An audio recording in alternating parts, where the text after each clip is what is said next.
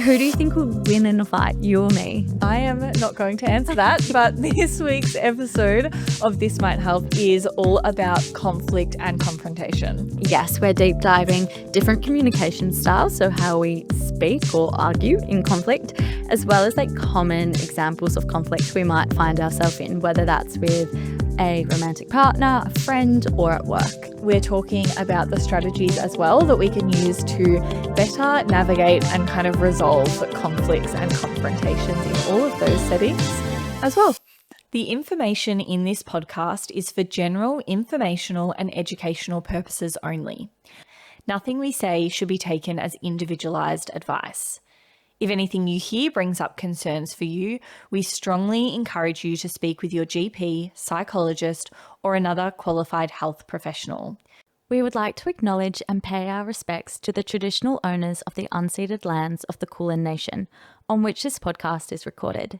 We acknowledge their rich history and honour the ongoing connection to land, waters, culture, and community.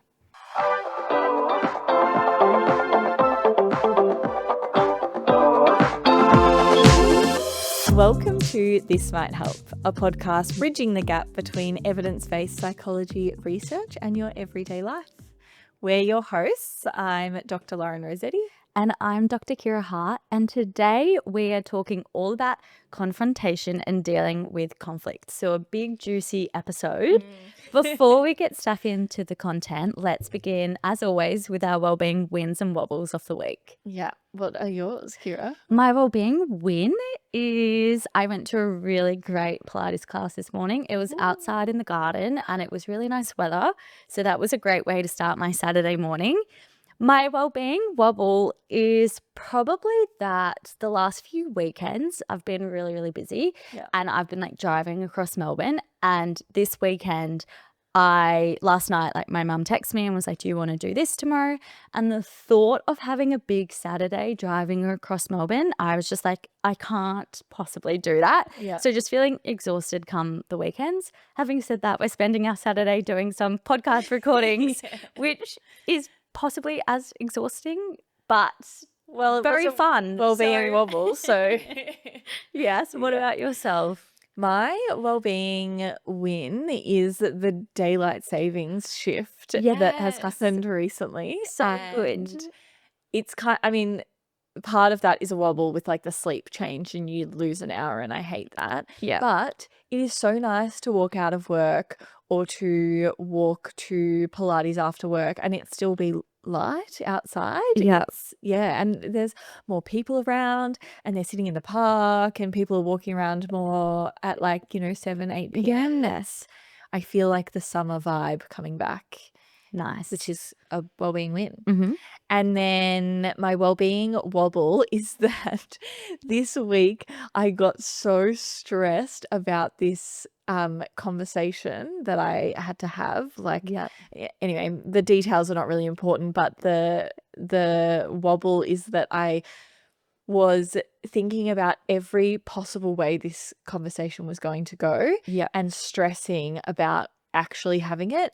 And then I had the conversation and it was completely fine and it went way better than I thought, which was what people told me when I was, saying, oh, this thing, I don't know how it's going to go.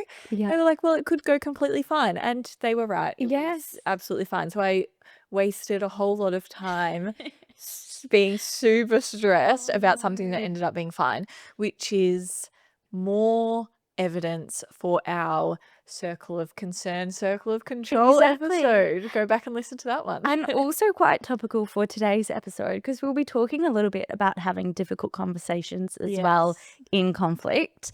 So today's chat will speak about different types of communication styles, which is really useful for how we respond in conflict.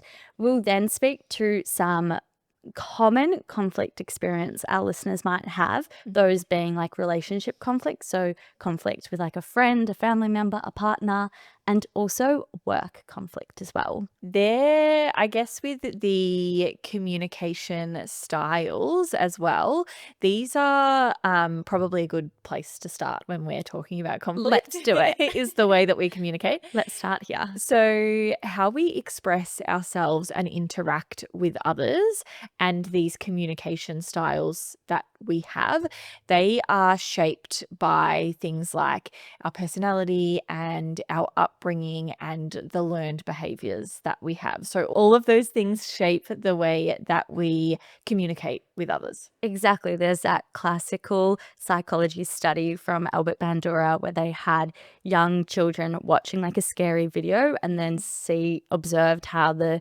children interacted with like a BOGO doll, so like a big inflatable doll. Yeah. And the idea was when you watch kind of like violent videos, you're more likely to like hit the doll or act violently towards it.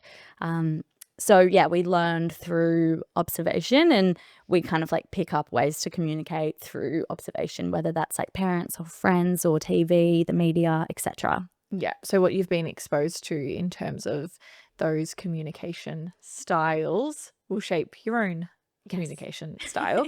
There are 4 main ones that we're going to talk to, being passive aggressive, passive aggressive, and assertive. Exactly. Tell me, Kira, about passive communication. Passive communication is when, think about people who are maybe shy and they're hesitant to express their opinions, their needs, or their feelings. People who are passive or passive communication often prioritizes other needs and wants over their own. These people might be overly apologetic or self-deprecating, and it can be really difficult if you have a passive communication style, as over time this can lead to resentment as your needs aren't being met. Also low self-esteem because you're not speaking up and standing up for yourself. So that's passive communication. Yeah. What about aggressive communication? Lauren, tell me about aggressive. So, aggressive communication is kind of like what it sounds Sounds like. like. Yeah, the name. I mean, all of these are kind of self-explanatory about the name a little bit, but aggressive communication expresses your needs and opinions in a kind of hostile or demanding way. Yes. And generally disregards other people's feelings or rights, and involves things like criticism and blame and intimidation. And this is more likely to damage relationships and lead to defensive responses. So if you're more aggressive in the way that you communicate with other people, the people on the back end of that communication are more likely to be kind of defensive about it.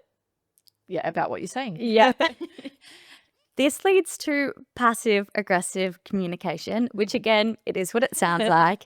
It's when we're expressing negative feelings, but indirectly rather than openly. So rather than like yelling at someone, you might roll your eyes.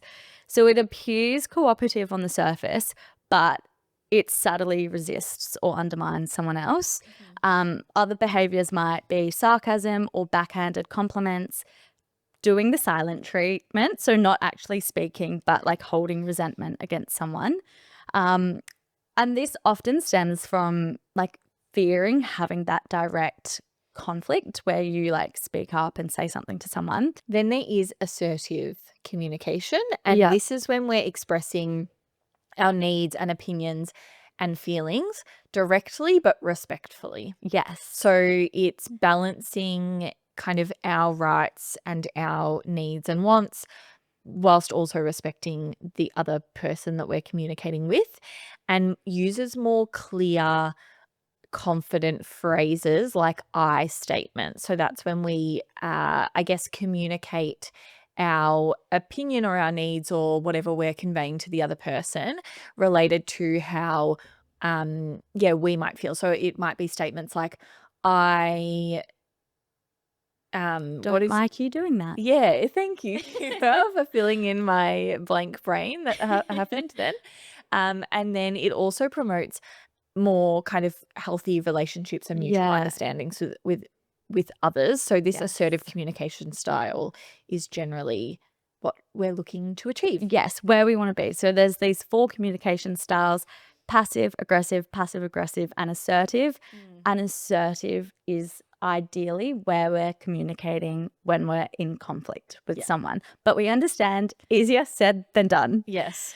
There's this really great quote by Brene Brown, and it's, "Clear is kind, unclear is unkind."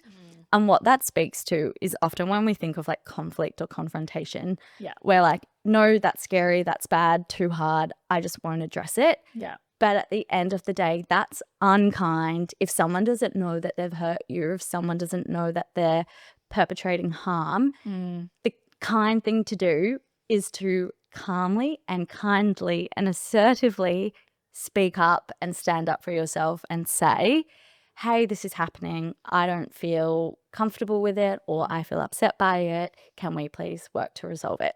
Yeah. So being able to communicate clearly and kind of like speak up for yourself and be assertive is really, really passive. It's really, really important. Sorry. In a world that I feel like people are often passive or they're often aggressive, Yeah. being able to kind of like meet in the middle is really important. Absolutely. How do you go about kind of dealing with conflict, Kira? Tell me about your communication style. I'm like laughing because this is like such a like big thing that I've dealt with over recent years. Historically, I have been the most passive person ever. Like I was so hesitant to engage in any type of conflict. Like the possibility of upsetting someone used to terrify me, and I would never ever stand up for myself or assert my needs.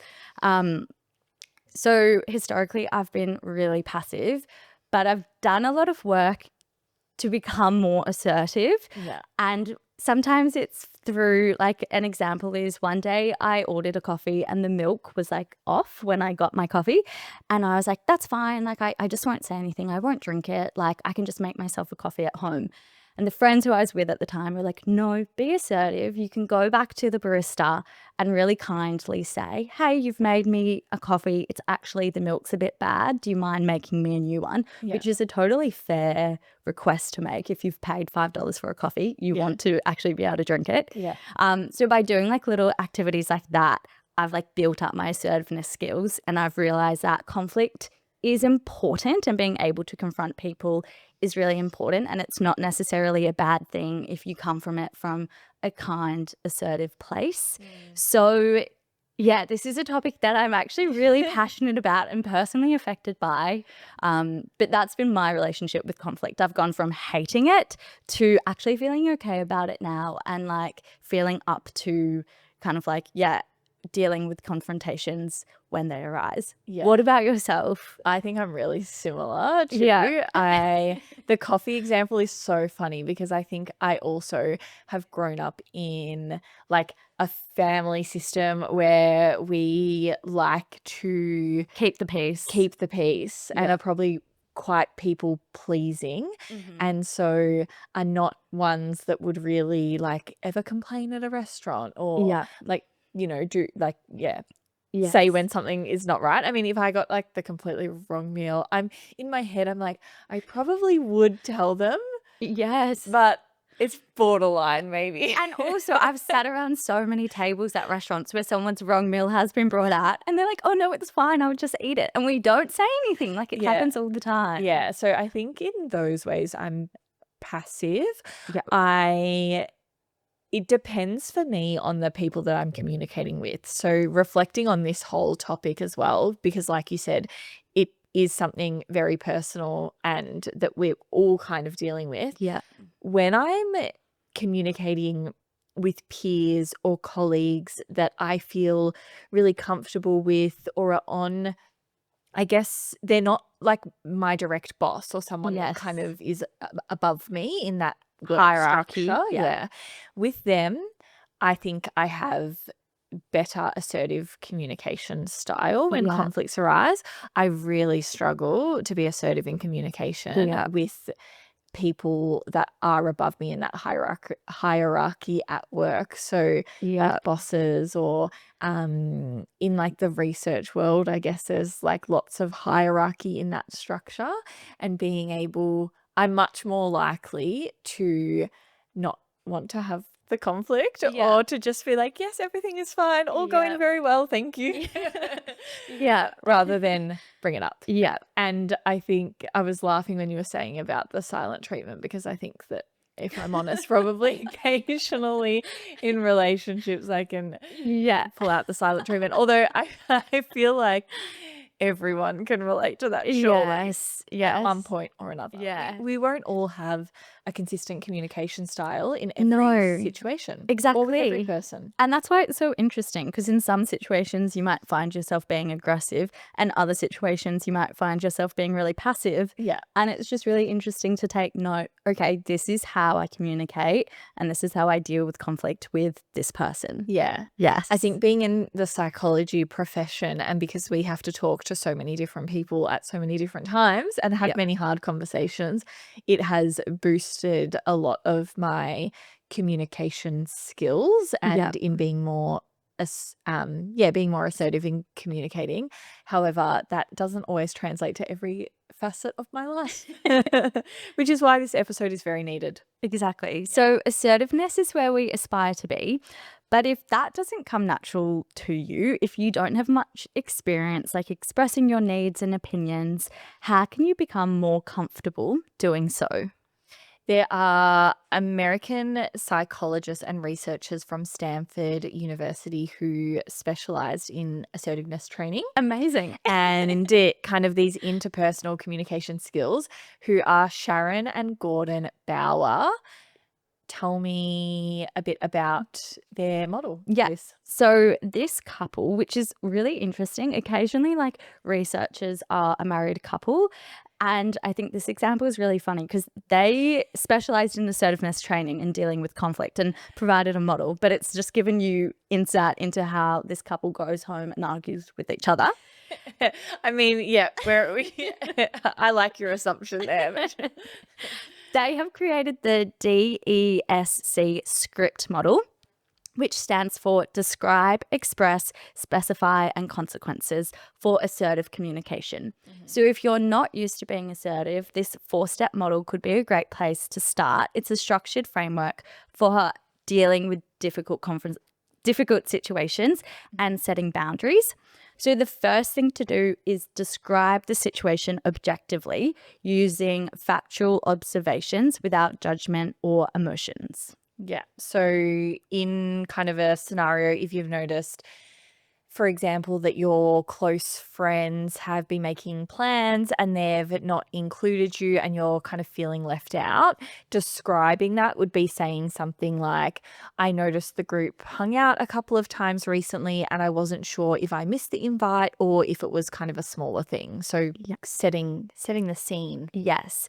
Then the second step is to express. So express your feelings and thoughts about the situation using an I statement. Yeah. And if this is back in the friendship example scenario, for express, you might say something like, I feel a bit sad seeing the photos because I really enjoy our time together and, I'd hate to miss out on spending more time. Exactly. Then the third step, according to the model, is to specify. So specify what you want to happen and make a clear, also a reasonable request for change. Yeah. And in this scenario, again, could be saying something like, could you let me know next time when you're organizing something? I'd really love to be included. Yeah, so specify an action for them to do. And then the fourth step is the consequence. So kind of like finishing the sentence or finishing the discussion by having like a positive statement that encourages the change to occur.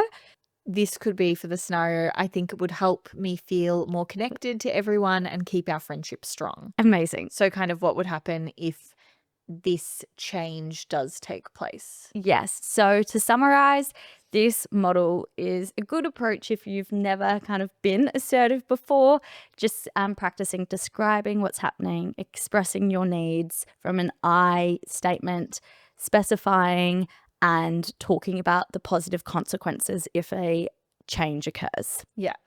With the I statements too, because I think that comes up a bit in this discussion around conflict, and particularly in Yes. like relationship conflicts too, it helps to ensure that it's not kind of other person directed when you're having relationships.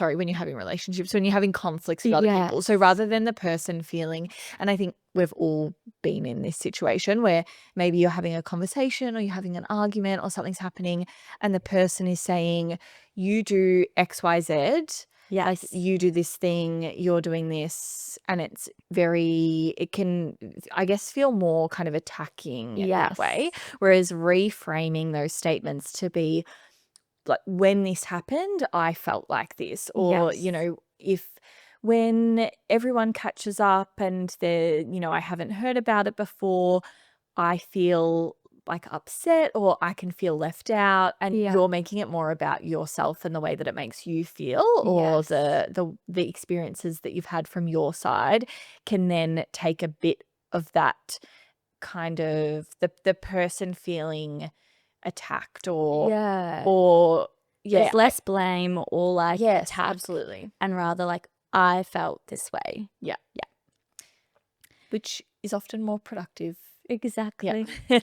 So we wanted to touch on a few key areas that conflict might arise, those being within a workplace setting and within relationships. So within work, conflict is pretty much inevitable. There's Unless you're a constantly passive person. unless you're Although, constantly yeah, passive that's still a communication and status. being walked over all the time. Within a workplace setting, there's just so many competing demands, whether that's from the job itself and your life outside of work, so like family, friends, and balancing the two commitments. There's also competing demands between like the employee and what they want and like what the organization wants, Yeah. or interpersonal tensions between colleagues. And sometimes there's like competitiveness if you're kind of like working for a business or an organization that has direct competitors. Your kind of like conflict might be with like market competitors. Yeah. So, a core tension that we face day to day is also just like accomplishing tasks at work, and being around colleagues where there's different opinions, different ideas, and having to navigate just those differences all day, every day, pretty much. Yeah. And with work conflict, I guess there can be different ways that people approach or handle conflict in a workplace setting, particularly, or that Yeah. commonly come up in these kind of environments. Some people can view conflict as an opportunity to really resolve any underlying issues. So, if a conflict's brought to the surface or there's this difficult conversation, people might view it as, okay, well, this is a great opportunity to really work out what's going on here and what's not working for both of us. And let's find a cooperative approach to solving this. Let's try and come to kind of a win-win solution for everyone. That's a really ideal Yeah. outlook on conflict in the workplace. Seeing it as a good thing. Yeah, and seeing it as an opportunity to move forward in a better way. Like, let's make all of these things then work better for everyone involved. Then there are approaches or views of conflict in the workplace where we might avoid it at all costs Yeah. due to kind of the stress that it induces. And we might kind of really procrastinate around those difficult conversations, very relevant I to think me the classic recently. one is just like hoping that a problem will disappear Yeah. and be like, oh no, I just like won't think about it. And hopefully in a few weeks' time it goes away. Yeah. Or they'll Never just goes away. stop Yeah. doing that thing and yeah, it'll get better. Although I have found myself recently saying, I've just got to make it through to next year and then it will be fine. I probably need to take my own advice. Then there are approaches of willing to, I guess, kind of sacrifice your own needs to end a conflict quickly. Yeah. So somebody's bringing something to you, someone's raising a problem or something's going on, and rather than being able to kind of actively engage in resolving that conflict, you might be prone to just sacrificing everything that you need. Yeah. And, for example, yep, I'll do that thing straight away for you, and you're sacrificing your own need, but just Yeah. to avoid having the conflict. Yes. And so you're more likely in that situation to get taken advantage of, and then to grow those feelings of resentfulness within those kind of workplace relationships, because you're constantly then feeling like you're putting all of your Yeah. needs on the back burner to make everyone else kind of happy. Or you're being overworked and taking on too much tasks and things aren't fairly delegated. Yeah. Yeah. Yeah. I'm like, yep, this can happen to all of us sometimes. So then there is, I guess on the opposite end of that approach is kind of having little regard for other people's feelings in conflict. So this is Yes. more of the using conflict as kind of a competition, feeling that you are using kind of force or being threatening or intimidating. And it often that conflict style in the workplace, where people view the conflict as this like competition, or they kind of maybe seem to take like Take pleasure in like they're conflict. kind of Yeah. enjoying of the very Yes. confrontational kind of Yes. style, that often makes work unpleasant for other people. Yeah, like I'm thinking of managers who abuse their power, Mm. and rather than being like a good manager, they're just like using their like their role as like a intimidation or a threat, which is obviously awful. Yes. So that's the one we want to avoid. Don't want to be.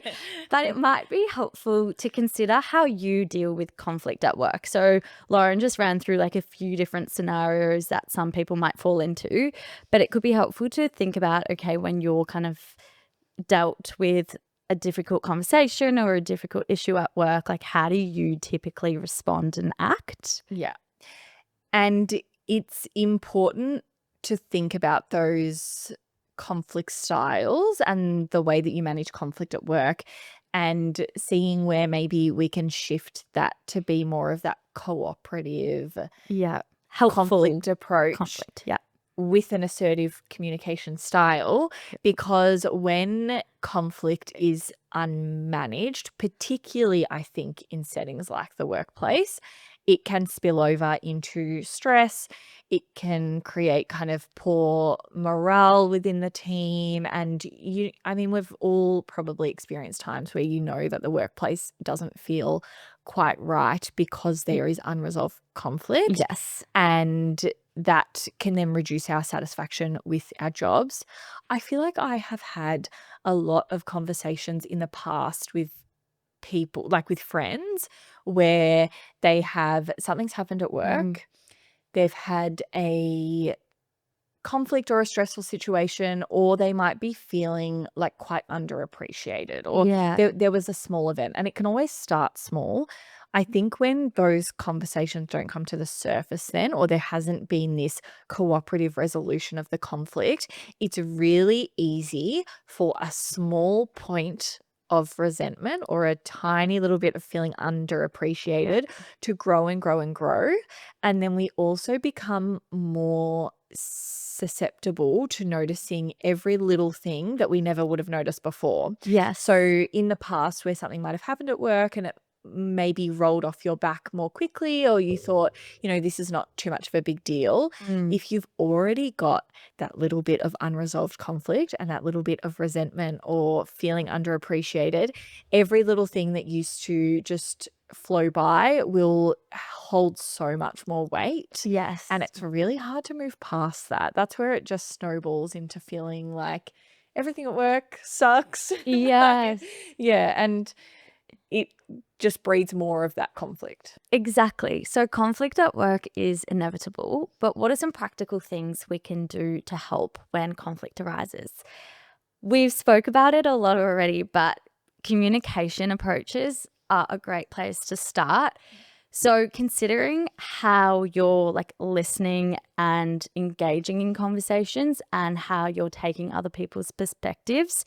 So if you sit there and listen to, perhaps it's a colleague or a manager or someone who you have a different opinion to, and take the time to genuinely understand their point of view, that can be a really great place to start.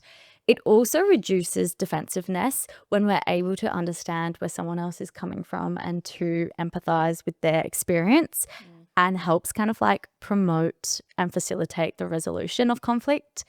Again, we've spoken about this one, but using I statements and expressing your concerns from a personal perspective rather than using accusatory language, and being like, you did this, or so and so did this, going back to like, I felt upset when this happened. Another key tip is just like approaching issues early. And as you said, when you leave things, they start to snowball. So if something small pops up, see if you can speak to your manager or your colleague as soon as possible and quickly address it, rather than letting it kind of like snowball into a bigger thing where suddenly you have to raise 5 things with them rather than just one. Yeah. It's really hard with these types of conflict, and I think the delaying it is really common because it is often that feeling of this is kind of a personal reflection of me, as in if someone is Yes. bringing up a conflict with you, I think that first point that you mentioned about that active listening and taking the other person's perspective and thinking about their experience is so important, because if we think about why a lot of people commonly avoid conflict, it is because it can feel very personal, or that feeling of they're bringing up something and what have I done wrong, or this is about me not, Yes. being like having done something that needs to be addressed, and that can feel really, really uncomfortable. But then having that perspective, taking view of thinking about how this has been for the other person and how we can both work to a resolution is helpful when you're on, I guess, the point of somebody communicating their needs to you within a conflict, as well. There are also organizational or more systems based approaches to managing conflict in the workplace. So things like third parties like the HR team or a mediator that can come in and help to facilitate the resolution to difficult conflicts, or helping to kind of negotiate and find a Mm. pathway through. This is really helpful as well if all of those first steps have been taken. So, you've had a conversation with someone or you've had a conversation with a Mm. boss, things aren't really moving forward, Yeah. and maybe it's time to bring someone else in to help Yeah. push through that. Also, having clear specifications, or like a clarification around what your role involves and what's required of you, and and Yes. what you need to do, Yes. because that ambiguity around your responsibilities and the tasks that you're meant to be doing can breed some of that conflict or even that Mm. resentment. If Mm. you've been given a bunch of things and that was never something that was agreed upon that you were kind of meant to be taking on, or Yeah. how long do you have to be doing those things for? Is it even meant to be your task? Yeah. And maybe the people that you're working for don't even know that you've been given all of those extra things. It's kind of, reducing the ambiguity about what your role involves. And when there is more kind of psychological safety, we would talk about, so where there is an environment in the workplace that people feel they can communicate their concerns and they will be listened to, so they can, I guess there's a few parts of this. It's you will communicate, you have the opportunity to communicate your concerns or the things that are going on for you in the workplace, and they'll be listened to. So there's somebody there to hear them, Yeah. but also that you can communicate those needs without kind of fear of like repercussions or something negative happening as a result of that. So Yeah. that your workplace feels psychologically safe. That's really important. And that often comes down to kind of the leadership within your Mm. workplace. So the managers and the supervisors and Yes. those people that kind of create that culture. Definitely. So they were our hot tips for workplace conflict. Let's now move on to relationship conflict. So this is thinking about like relationships with a partner or even like friendships, family relationships, things like that. Everyday tensions are inevitable. Like everyone has different values, beliefs, views. Yeah. And if you have a close relationship with someone, you're bound to disagree and come into conflict at some time. So things like communication breakdowns or differences of opinions can be quite common. Mm-hmm. When we're thinking about relationships, and especially yeah, I think this is the case for all of the ones you described, like friendships and family relationships, but also particularly those more like intimate romantic Yeah. relationships. When we have productive conflict, so there's conflict, it's handled well, we come to a resolution or move through that conflict, it can really strengthen the closeness of that relationship rather than undermining it, because you've Yes. kind of gone through this thing together, you've come to a resolution, you've yeah, it's like when people talk about, you've overcome so much together or you've been through so much Yeah. together, and how that then forms these really strong relationships and bonds as well. Yes. So how can we have a productive conflict with a partner? There are a few ways or a few little bits and pieces that we can do to help with this. I Yeah. think one of them is picking the right time. Yeah.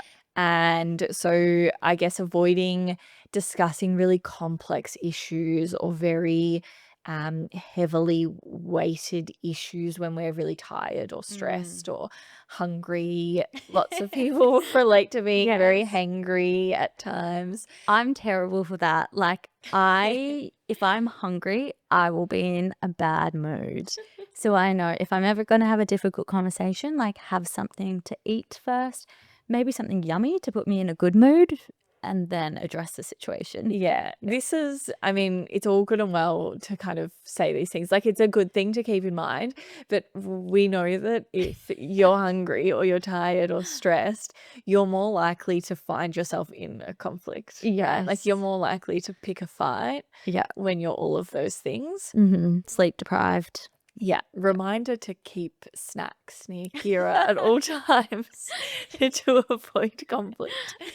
But also, like, right before you're going out or late at like really late at night or Yes. out in public, all of those things are probably not like, if we're making really sound conscious choices about when we're having conflict, probably not the best Not the idea. best Not the time. best time.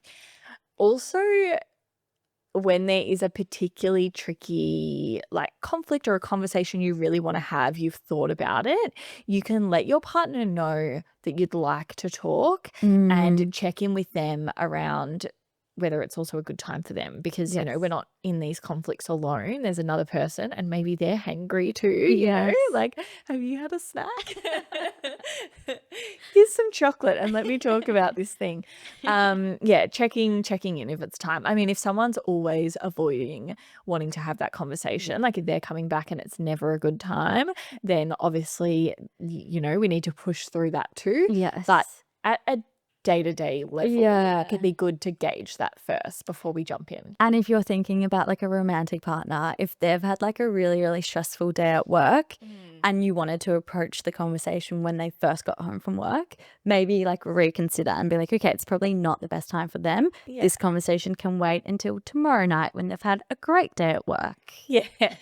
And thinking about the way that their kind of mood and energy changes depending on situation. So, Yeah. it might be someone like, you might be a person that jumps up out of bed first thing in the morning and is like ready to go, and you want to do all of the things and talk about all of the things. Yeah. But your partner might be someone that likes to have silent, restful, peaceful time when they first wake up, and they don't want to chat about conflict then. And so maybe we compromise. Let's find like a time in the middle of the day. Yeah.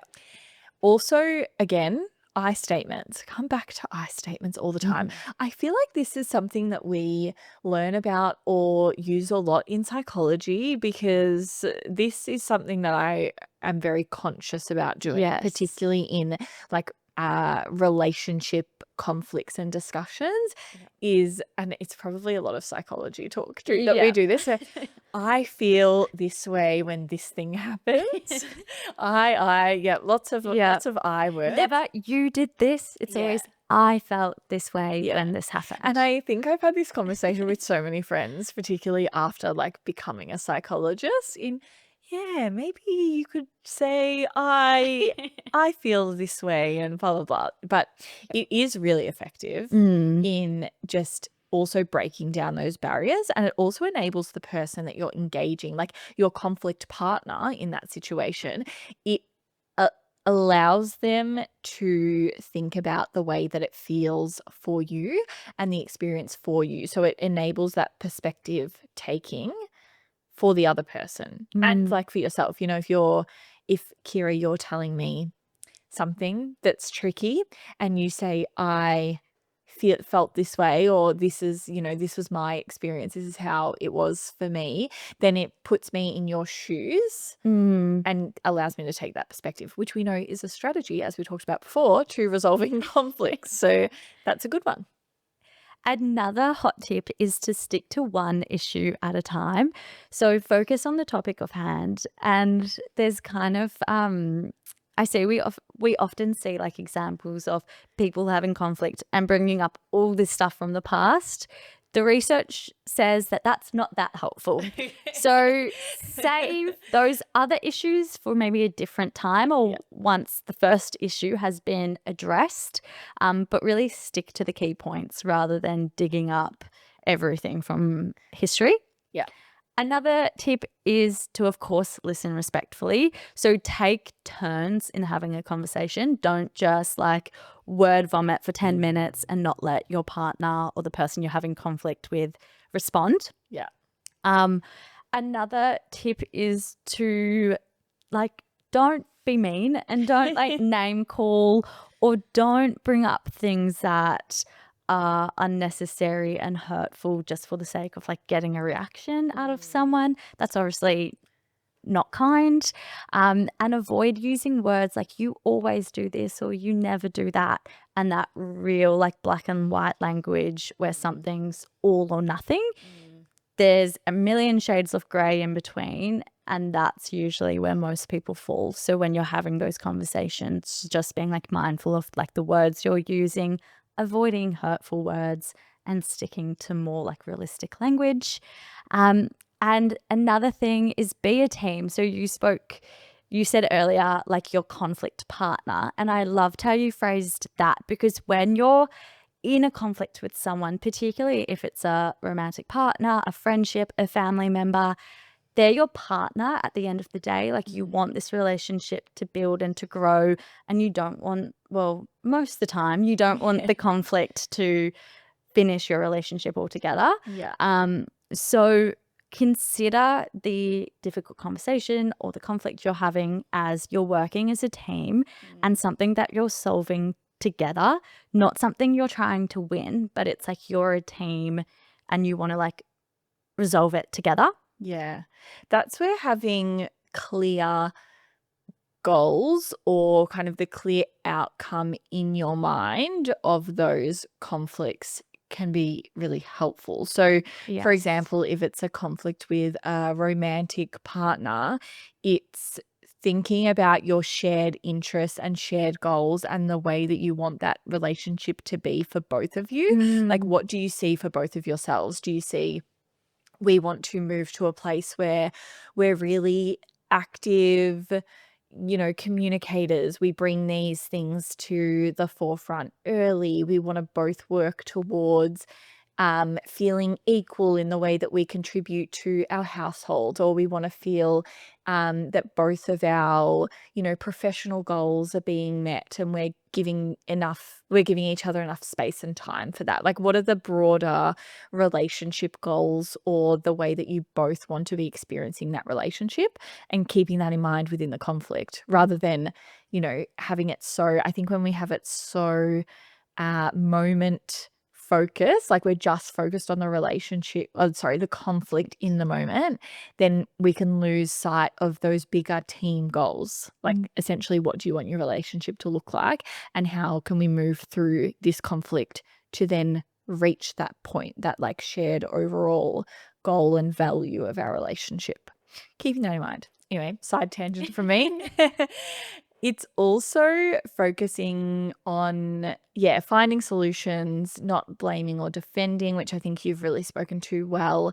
And then agreeing on a solution or a plan to kind of get through a conflict. So when something's particularly tricky and it's maybe not those day-to-day like little things that can be resolved in the moment and moving on, but if it's a bigger conflict in a relationship that's harder to move through, you might want to agree, write down, revisit a plan, like work out a way of getting through it and a way for change, and then map out how that might look, particularly for those big decision, more like life issues stuff that's going to take some time to work through. And remembering that respectful arguments, like we said before, they kind of build that closeness, that communication and understanding between your within that relationship. Like often working through these conflicts helps to strengthen the foundations of that relationship. This is something I really noticed within my long-term friendships as well, that with some of those really long and very strong friendships, we've moved through all different phases of like little bits and pieces and little conflicts that have come up over time. And they're probably some of my closest friendships because they're grounded in the fact that we can move through those things and we've come to a really like lovely shared understanding. Yes, I think it's such a skill to be able to have conflict productively, but it just goes to show that your relationships are stronger for it because you can move through those like differences of opinions or whatever the conflict was. Yeah. And it tells you more about the other person. Like it allows you to understand things from their perspective. You get a better understanding of who they are. You see things from their perspective more, which then builds a stronger relationship. I always think it's so interesting when you've met someone new, maybe it's like a new partner or a new friend, and the first time you see them angry or the first time you see them in conflict, you see them for like a new side and it's like, oh, okay, I didn't realize you'd be like this in conflict. And sometimes it's like, oh, you're really like understanding and you're really kind in conflict. And then sometimes it's like, nope, you're aggressive. I'm gonna leave. Yeah. Even thinking about some of the friendships or people and looking at how they handle conflicts. Like we said, our communication styles and the way we handle conflicts are shaped by all of the people around us and what we've observed as we've grown and developed. But I can think of a few key people in my life, and I'm kind of thinking of one close friend who has such a skill at navigating conflict, and they have those core underlying strengths of not like they're an assertive communicator. Yeah. And they, I guess, are able to think about those big picture things and move through it rather than make it personal about themselves. And look to the people in your life that are excellent at at navigating conflict and being effective communicators, and like try and adapt some of those strategies too. I always think about them and I'm like, what would this person do in this situation? Oh yes, they would address it directly. I'm like, okay, great, I'm going to do that. That's a good tip. So we should have said sorry at the beginning of these relationship conflict strategies have come from Relationships Australia, and we'll include, or they were inspired by some of their strategies. We'll include a link to all of their strategies in our show notes. Yes. And we will also talk about relationships like family stuff and like personal, like those more romantic relationships in more detail in other episodes too. And maybe let us know, the listeners, please, if there's like a particular romantic relationship topic or area that you want to hear about the psychology behind or the psychology perspective of, so that we can shape that for you. Exactly. Like most of the strategies from today's episode were just like the kind of like everyday type of like arguments or differences that you have in your relationships rather than a complete relationship breakdown or like cheating or like other relationship conflicts. We didn't really touch on them today, but there's Yeah. definitely room to do so. Yes. That brings us to the end of today's episode. Thank you so much for listening. I hope you have taken something away about how to deal with conflict or confrontation.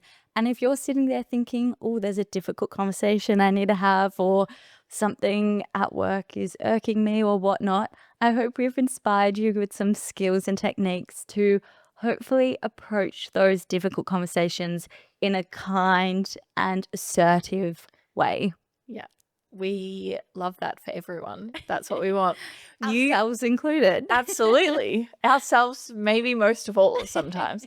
Now, you can message us and say hello, and please tell us about the direction of future episodes and topics to chat about. Yep. We are on Instagram and TikTok at This Might Help podcast, and the full video version of the episode today is also on YouTube. We also have all of the stuff, as usual, in the show notes. Everything. Yes. Resources, websites, References. and as always, further helplines and directions for support if you need it are there too. We will catch you in the next one. Thanks for listening. Bye.